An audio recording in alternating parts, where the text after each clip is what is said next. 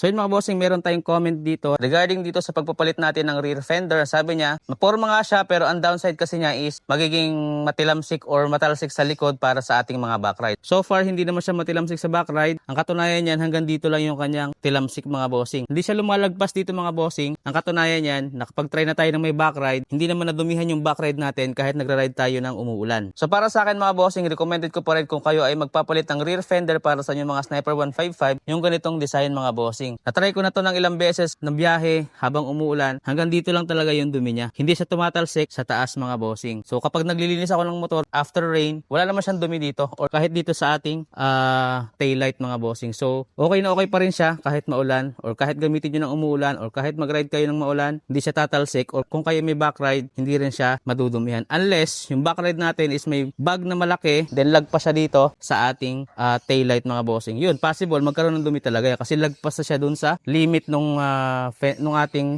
taillight mga bossing. So possible magkakadumi talaga siya. So recommended ko pa rin to mga bossing kung kailangan nyo magpalit or gusto nyo palitan ang iyong rear fender. Ito lang ang sagot mga bossing. Hindi siya patalsik sa ating mga back ride.